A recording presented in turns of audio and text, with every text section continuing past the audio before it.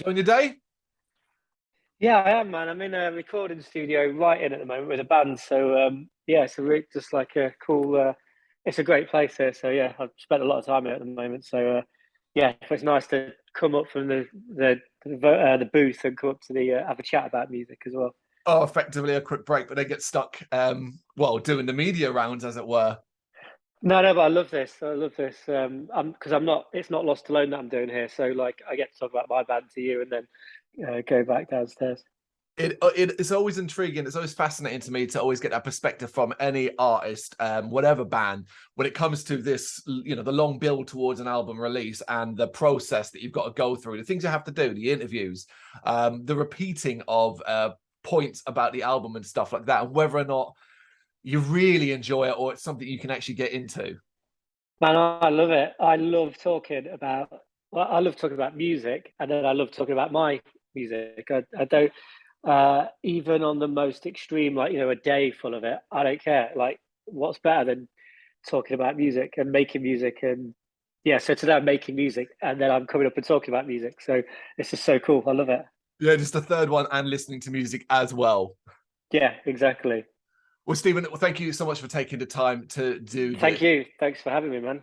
It's 1 week. 1 week. We're at 1 week until release mark for your brand new and fourth album, The Warring 20s. How are you feeling about it at the moment? Are you at that stage where you're kind of just desperate to get it out and get it heard by the listeners, fan base? Oh no. I'm definitely. I really, because it was finished like a year ago, and our whole idea was, because we kind of been away, and then we knew at the end of 2019 we're getting back together, and we were ready to like kind of go, hey, we're back, and look, we're playing these massive gigs with Mike M.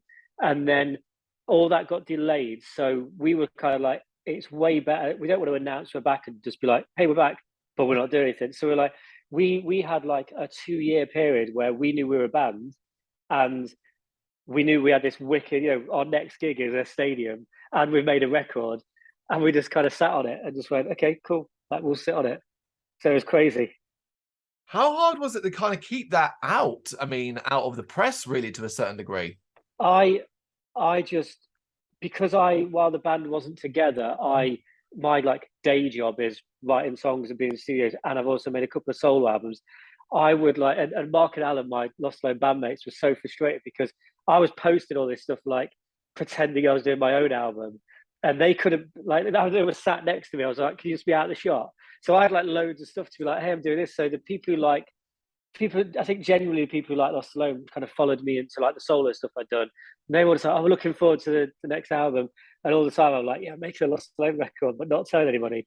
And it was kind of cool. Like, a few of our, we really like only told a few friends as well. Because let's be honest, it's not like, I'm not comparing us to like, a band like Mike M, who like, word got around, we have a fan base, but it's not like we're like one of the biggest bands on the planet. But the people that do like our band really like our band. So we wanted to keep it special. So it was just, the exciting part was that day when we knew, it was like Thursday night, and we knew on Friday morning we were going to go, oh, hello, we're back. And the way we said we're back was, we're playing stadiums with My Chemical Romance. And then 2 days later we were like, oh, here's a song.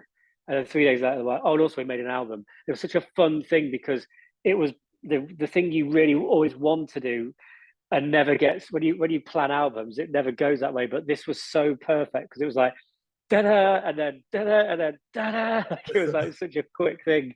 So yeah, it was really, that was like the really fun part, actually, of just like reappearing. And a positive out of a universally negative period, to get to be able to do it in such a way.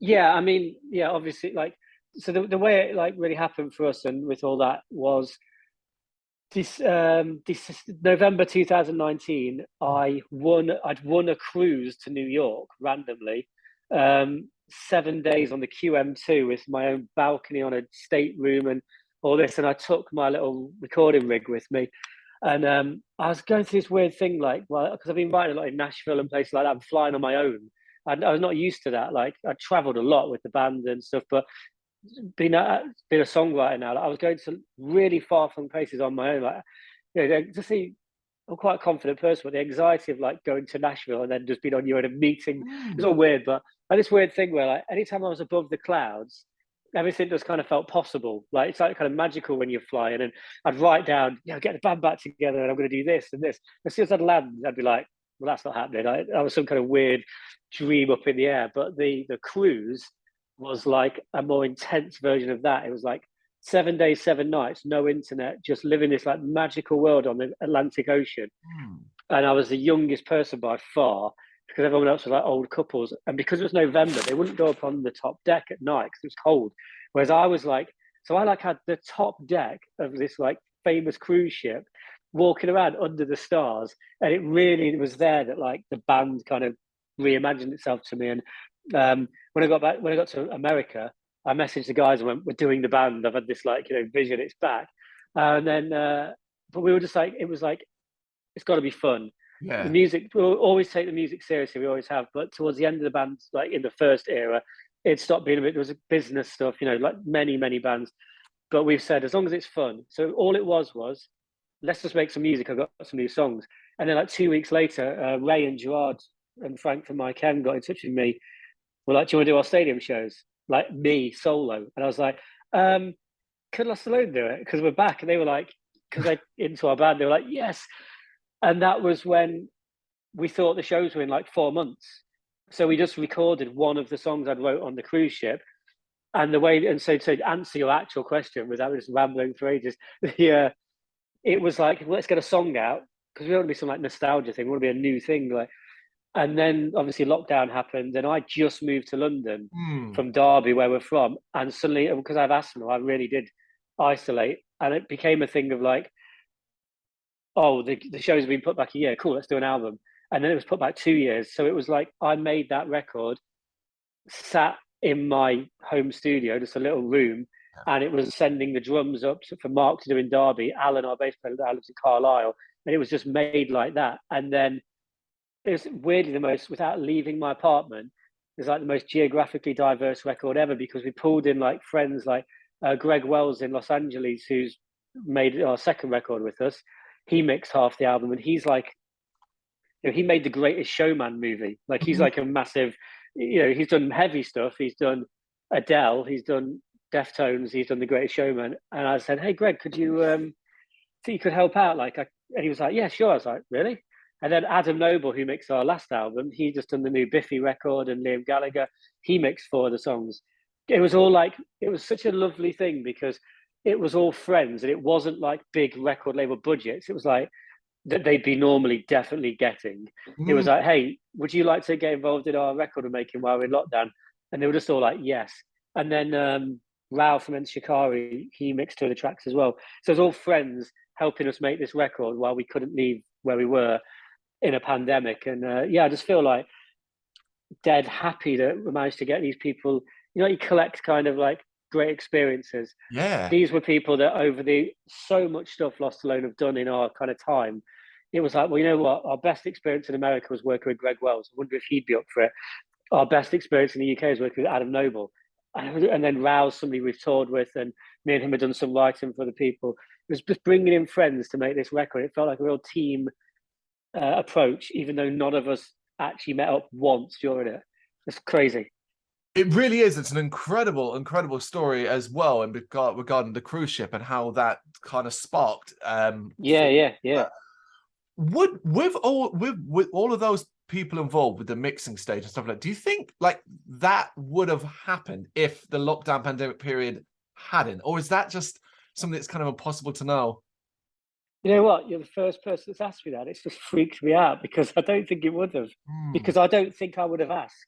I think that's the point. I think if it had to be lockdown, we'd have made a choice and gone, well, we were signed to Warner Brothers in America for our second album. That's how we got to work with Greg Wells. We've remained friends, but I know how much he costs. Yes. And there's no, that's not only is that not in our budget, it's not even in bands signed to majors budgets anymore, because even just like 8 years ago, whenever it was, there was still like, for rock bands, it was like, I don't know, it was crazy money when I think about it.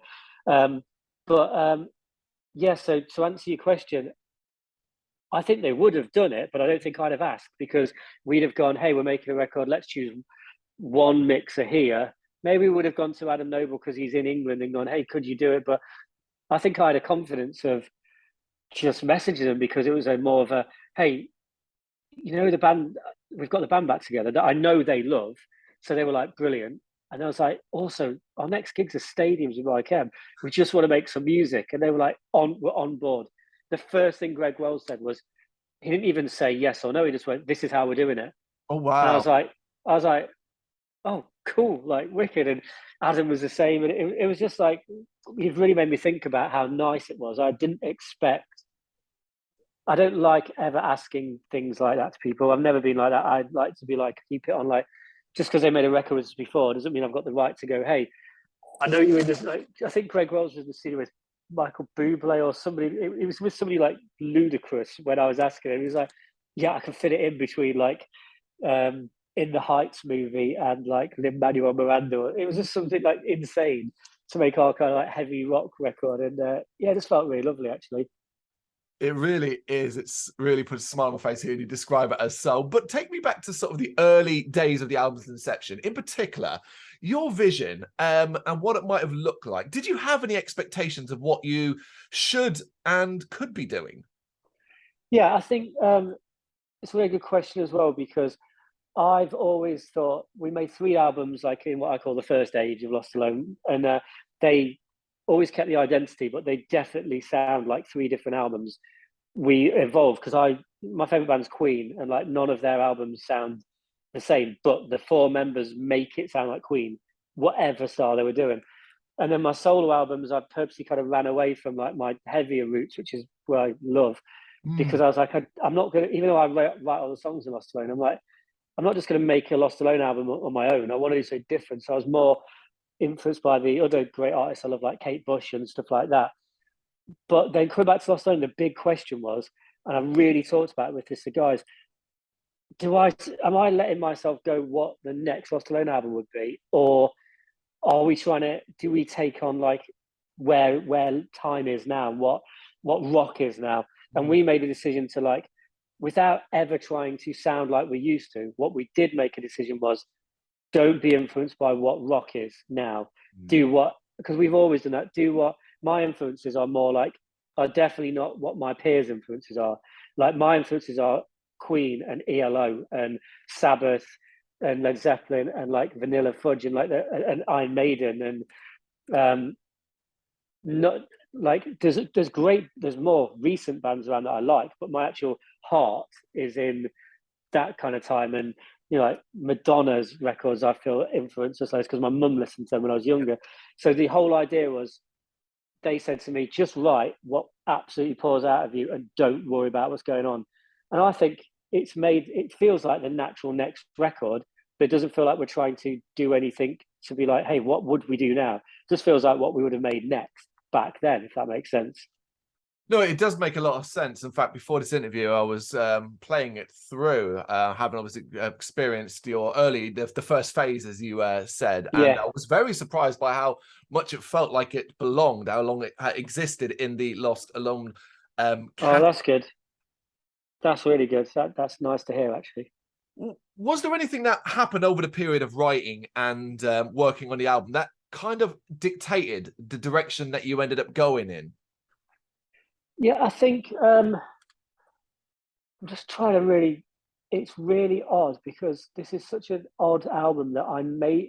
The way I normally write is I walk and I go places. Like I like to be like, I don't want to sound like I'm jet set or something because it's not expensive to do, but like I'll just go to Berlin because you can really go there dead cheap, and I'll go on my own and I'll walk around for like a week.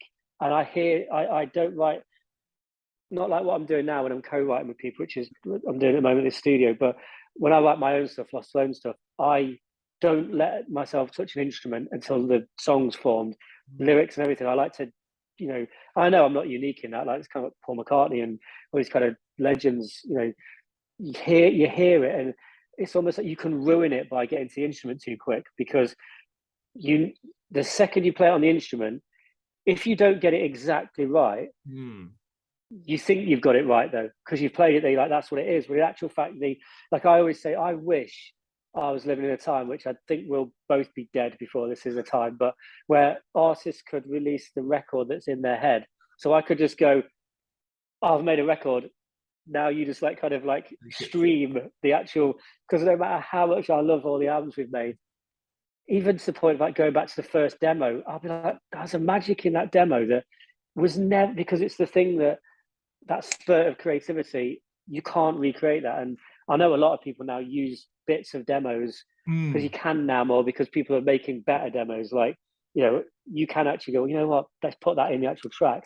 But yeah, so sorry, to actually answer the question, my normal way of writing, of moving around a lot, was not there. So it was in my apartment, and I was sat like I'm now. Normally when I do these Zooms, I'm sat where I made the record. This happens, I'm in the studio today, but I was in one place, and I actually didn't leave my apartment for 6 months, top floor apartment, because of my, you know, I was isolating because I was worried about what this new, you know, lockdown stuff. But so I think like genuinely, like, it was the most inward looking record for me in terms of lyrics and how it, music, like I had to stop hearing LostAlone music for all those years. That's just very easy. I could write a new album like this week. Like, it's more about stopping. It's never, I don't mean that to sound like an arrogant thing. Like, I mean, like, it's not hard for me to write my own music. Like, but in terms of like lyrics, which I love writing lyrics, but I really had to go more like, there wasn't these kind of things you don't realize inspire you when you are moving around along. I was suddenly just like in an apartment. So there's a song on the album called Toy Ghosts, and I always think, when I think about that song, I know I'd read The Queen's Gambit and watched the Netflix series The Queen's Gambit, because there's so many chess references in that song, even though I've been all metaphorical. But I was like, so I feel like I kind of did this, the walking around thing happened, but by me watching everything that's ever existed on the internet, on Netflix, and reading, and they were kind of feeding into what, you know, the first track of the album was called Enjoying the Dream. And I think so many people who are creative can relate to two parts of that. One, the title, Enjoying the Dream, which is, I have friends who, you know, work what you'd call like normal jobs, you know, and they'd say to me, oh, you're living the dream. And I'm like, no, I'm enjoying the dream, because when you can't not do this thing, I can't not do this. Like, I don't have a choice. Like, it's what I do. It is more of an endurance, because it isn't always easy. And also, you don't switch off at 5 o'clock in the evening. It's a 24/7 everything. Because I'm not complaining, but I'm saying it is, you have to endure what you are. Like, I am this thing that, and in the same song, it says, ambition's an affliction, every moment is a mission. And that sums up the record and me in more ways than I can't believe I wrote that line. It's like they should put that on my grave. Ambition's an affliction, every moment is a mission. Like, you can't help it if that's in you. Like, I get very down. Like the second I finish writing a song, I'm in this euphoric moment where I'm like 3 days of like, it's happening. And then the second it's finished, I'm so depressed that I'm not writing the next one. It hits me like a wall. And it's just like, I think it's a creative person thing, like the real, because you have to be very, I find like creative people who, like I'm working with today, like you feel things more, because you need to have, like, to be able to write songs. And it's not always a good thing, because you really are affected by things, and you don't realize you've been like a 4-day black hole of just like feeling it all so much, you know. And also, I guess almost as well, a level of frustration that the next set of inspiration hasn't hit as quickly as maybe you would have liked. It's exactly that. You get angry. Like, why am I not? Why? Like, I'm so angry that, like, I was literally so excited about this song, and I finished it. Now I'm so angry I'm not in the next one. Where is it? Like, how come it's not here? And also, if you ever try and write a song, it never happens. I've never tried in my life. I've never gone, today I'll write a song. I just do. And I've really, now I do a lot of co-writing. There's no co-writing on any LostAlone or a lot of stuff, but now I do co-writing. I really, I've learned so much, and it's definitely, and the main thing I've learned is just write. Yep. And you'll do 6 things, and then the thing where you just turn and you have a drink and you're just fiddling. Oh shit, that's the one, not the one you spent 2 hours trying to find. It's the one where you just stop and then go for a shower. It's always the shower for me. I'll take a shower in the middle of writing a song, and either the best bit of that song will come, or a new one will come. And I'm like, so I now start with my phone. I now have my phone outside the shower on my voice memo, just on all the time, because you could hear it on my phone. You just hear the shower, and me going, no, right. It's this one. Remember this one? Like, it's crazy. Oh, that's incredible, incredible. And considering you were effectively forced into this scenario because of the pandemic and COVID, your mindset and changing how you'd always done things and being forced to sit in and do it at home for 6 months, was that a struggle at first? And did you kind of find it got easier and easier as it went on and that it was better for you long term? I think it was almost the reverse way around. It was when lockdown happened at the start, and if you remember, it was we all kind of know what lockdown's like now, but we genuinely, I was in Derby and they were talking, hey, there's gonna be a lockdown. I was like, right. And it happened on my journey back to London. And it was actually a thing where we couldn't get shopping at the start. Do you remember everyone really panicked? And it actually was. So I have to remember, like, lockdown actually became a lot easier when it was like you could easily order an online shop. You don't have to do anything because no one's telling you to. And I'm just watching like a cool movie and I'm working on my record. At the start, I just treated it like, and I think if you've done stuff like I've done, like long-term album projects, I felt like I was so prepared. I just had the mindset of I'm in a studio, I'm making a record. You don't really do other stuff when you're doing that. So I felt really prepared. The time it got frustrating for me was actually when we'd finished it and there was still another year and there was still intermittent lockdowns. And don't forget, like, well, say to me, don't forget, not you, because why would you know this? But it's the first time ever for LostAlone that we hadn't played together before we made the album. We made this, we decided to get back together, decided to start making stuff, then lockdown happened. So the record was made by me writing songs, sending demos to the guys, me then pretty much fully recording the songs, and then sending, Mark would then play the drums in Nottingham. Obviously with great technology now, I could have headphones on and see him. And it was like I was in the control room and I could go, no, can you do it like this? And then Alan's up in Carlisle. So the frustration became towards the end, like, can we actually now get together and play these songs? Like, so it was kind of like, it was obviously brilliant when we finally did. But yeah, for me, it was just like, we could have made a double album, to be honest, like the amount of time we were sat there, but we'd kind of gone, we're making a 10 song, like, you know, we never made a 10 song album. We're like, let's make a 10 song, absolute in and out short record, which I don't think we'd really done before. It must have been incredibly cathartic, as you said, when you finally got a chance to play the songs together in person. Was there a concern, or were you instantly able to connect on, like, playing them in person rather than just hearing them? Yeah, so there was a concern about how would we even in the room, like, you know, are we going to be good? You know, like, have we got a lot of work to do? So the first thing we did was not tackle the new songs. We were like, let's play some of our old songs together.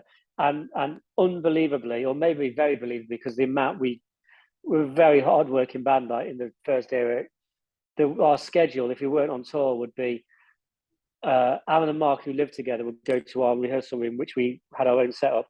They go at 10 o'clock every morning. They do bass and drums only and backing vocals to all our songs, just work like that. I'd come down at 1 o'clock with a new song. We'd rehearse till 5, the new song, and then we do set rehearsals in the evening. That was what we did. And so that paid off when we got back together after not playing a note together for 7 years. No, 6 years it would be then. We were like, oh, should we play Crusaders? Yeah, started it. It was like, honestly, the next day after the last gig, it was just there. Like, the only thing we had to really rehearse was obviously then rehearse the new songs, which was fun.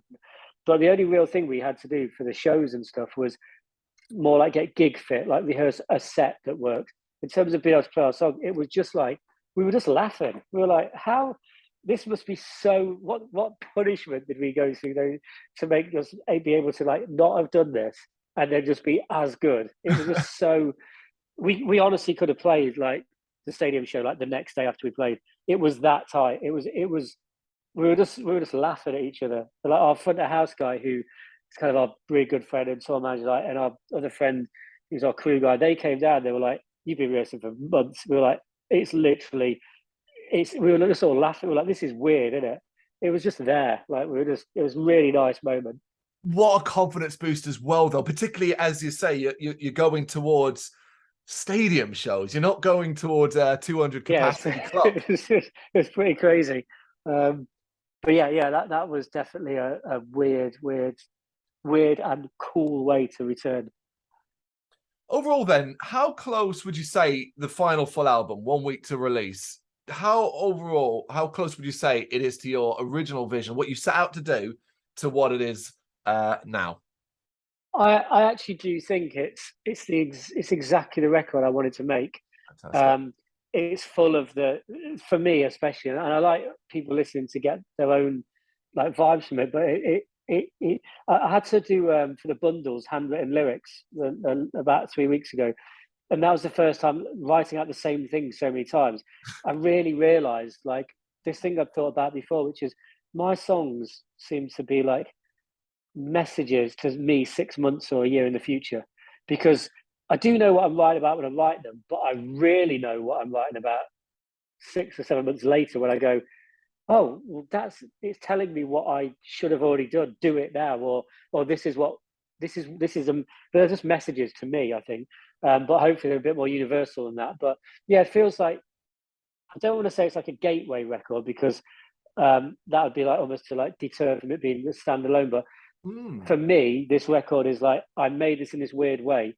Now let's go to the studio next year and make like another record. That's my hope anyway. No, I get what you mean. I think there's a lot of that going around in the industry at the moment. Full stop. Albums and releases that were effectively made during the sort of pandemic period and lockdown have almost a bubble around them, even though it sounds completely and utterly you, and it's going to fit beautifully in your catalog. I completely understand where you're coming from. Yeah, it just feels like that. I think a lot of bands, like you said, have done that. I think the only tiny difference with us was that because it was like a lot of bands have done that because they were about to go on tour. Oh, now they're not. Let's make another record, even though we've just made one. Whereas ours was this weird thing where like we've had like a 7-year gap and then made a record in a dead weird situation. It was like a dead odd thing. It wasn't like forced upon us to stop doing something else to do it. It was like we're doing this now. It just so happens that we're in a pandemic. We have to do it in this weird way. But yeah, I really feel personally like it's going to be. It feels like a unique record in our catalog and stuff. Because of that, I feel like more than any other record we made, I know every nuance of what I can see in the songs what I was doing, and more than other ones where I would have been somewhere and then gone here to do it. I feel my like apartment weirdly, like what my daily life was like in that record so much. It's almost like you lived it more than you've ever lived another record before. Yeah, there was actually no escape, and also a longer period. I mean, you write songs, you rehearse, you go in the studio, but generally the studio period ends up on our records would always been like kind of 4, 5, 6 weeks, whereas this was actually like 2 years in my apartment obsessing over a record. So actually, yeah, when you think about it like that, that's actually a year of the writing and recording and a year of mixes coming back and stuff. So yeah, that's a long amount of time, and I honestly feel I can't wait for people to hear it. But I've got like 5 songs already ready for the next record. Like if I could talk to you about them, that's what excites me today. Just because I think that's what all songwriters are like. Though I'm proud of that record, but I finished it like like ages ago, and now I just want other people to be able to hopefully enjoy.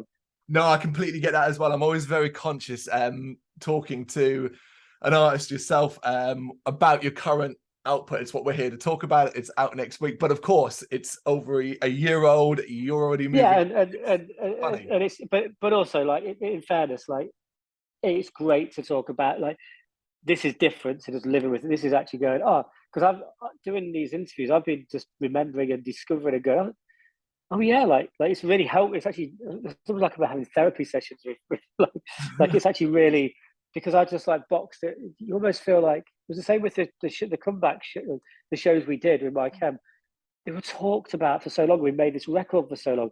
Part of me was going, I can't think of a time when this will have happened or happen. It was more like, yes, we're doing this thing. Oh, it's another year away. Whereas now it's actually really fun to, when you say it's out next week, I'm like, oh, wow, like it's out, done.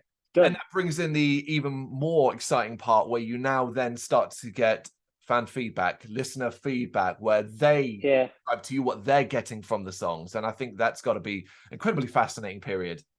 Yeah, I love it. I mean, we put out like 3, 4 singles now, like in the, around the Mike Evans shows and in the run up. And that's, you know, any band or artist who tell you they don't love getting told that their song's wicked is lying, because I love it. Like, you know, just see it, I'm seeing things like all the time, like, this is the best chorus Steven Battelle's written, and you know, like, because we never wanted to do this again. If I'd hate it if I saw anywhere like nowhere near as good as they were, you know, if it was something like that. So we did have a real high kind of bar ourselves before we even decided to be a record, where I know when I let Alan and Mark hear one of my tracks, they never go, we don't like that. But I know when they really like something. And when they, a couple of tracks, they were like, this is massive. Like, I was giving me the confidence to go, okay. And unless, like, you know, people are hiding it from me, it seems like so far the singles, people have been like really on board, like the fans we've had for a long time. And then because of those big stadium shows we did, it's just so cool that there's like these songs, the first songs some of our now fans have ever heard, and they're getting to go through the back catalogue, which is what I love to do with bands I like. So yeah, I will be glued to social media when it comes out, just going, yes, or, you know, or don't, you know, blocking people who hate it. Let's say that. The positive response has been, it's been absolutely mesmerizing. We're not just talking about the singles. I'm talking about going back to the announcement that you'd returned, that you were releasing a new album. To It's you being lovely. part of the My Chem shows as well, I remember reading tweets and stuff like that where people are like, oh yeah, My Chem, great. But also LostAlone. Yeah, it was, man, it was so, honestly, it was so, I was like, especially with the Mike M thing, you always think like you're gonna get comments like, why are this band supporting? Why aren't this? But like, I think specifically with them, because I think Mike M fans know how much Mike M like my band. And I do think that helps. I mean, the audiences have always been so amazing to us. And they know, obviously, I'm not, Mike M are a stupidly big band and my band aren't, but there's such a mutual respect between the members of the bands. We're friends and we love each other's bands, that I knew that like the audiences would be like they were when we toured Mike M before. I knew they were there for, like, you know, they want to be entertained, and I know that because the guys in Mike M and me have very similar influences, and I don't know, it just felt, yeah, I was so pleasantly surprised by, I couldn't really believe how, because my band has got a fan base that's quite big, but it's spread around the world. It's dead weird. We found this, like, we know it from pre-orders, that it's because we toured with a lot of American bands, and a lot of these massive American bands like My Chem or Paramore, you'll pick up fans of theirs that haven't seen you. Like, we've never been to Brazil, but we got loads of fans there because My Chem have got fans there, and they've said in interviews, check out LostAlone. So we have this weird fan base that is spread thinly, but a lot. And so that's what was quite overwhelming when we announced it. Like, from everywhere, people were like, oh my God, no way. And it was just like, it just felt really cool, like really cool, to be honest. It was a really nice feeling. I'm glad. I'm glad there's this air of positivity around you, the band, and the upcoming album. Before you go then, I've got one last question then, and Sure. it's this. On the album, is there one particular track that you are most intrigued and excited for listeners to hear? Not necessarily your favorite, but something that you're thinking, okay, this is going to surprise the long-term fan base.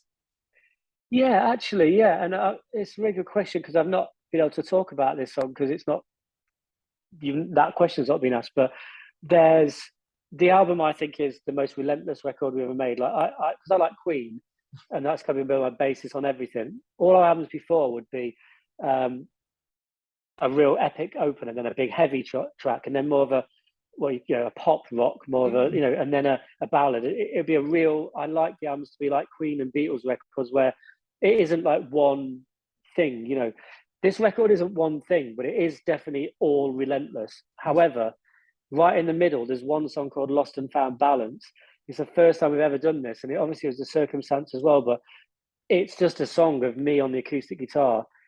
That's it. I think there's a little bit of, like, I did some like magical kind of keyboard sounds, but it's just me, my voice, some harmonies, and that's like in the middle of the album. And the first line is, I heard you can't die at Disney, so that's where I want to live. Because I had heard that back in the day, I don't know if it's still true, but Disney wants to be the most magical place in the world. So if anyone ever died there, they had a deal with the local emergency services that bodies would be removed and then declared dead outside the perimeter. So anyway, whether that's true or not, it made a great first line to this kind of really quiet song. So yeah, I think that's what will surprise everybody, not only long term, because you've got this album that's just kind of going da, da, da, da, da, and then just for like 2.5 minutes it's just it's talking about Disney and it's talking about theme parks, and it's like a more beautiful kind of song, and it's weird, but weirdly it kind of helps because I love vinyl. To me, it's kind of like it's the palate cleanser before the next relentless kind of barrage on the second side. Yeah, I kind of waited that question. I was expecting, or at least thinking, okay, that's going to come up because, as you said, it is a bit of a stop you in your tracks moment, but in a really, really positive way. The War in 20s. I hope so. Yeah, The War in 20s. It's out next Friday. It is an incredible album. Take my word for it. Steven, thank you so much for taking the time to do this. I really appreciate it. Thank you so much, man. I've really enjoyed that chat. It's really cool. Thank you very much for watching. If you liked what you saw, please help us out by giving us a thumbs up and hitting that subscribe button. If you really liked what you saw, consider donating to keep the website and channel running by buying us a coffee via our coffee page or picking up some merch from our Big Cartel store. You can check us out on gbhbl.com as well as via our social media, Facebook, Instagram and Twitter, as well as listen to our interviews via SoundCloud, Apple Music and Spotify. Just search for GBHBL. Games, horror and heavy metal. What else is life for?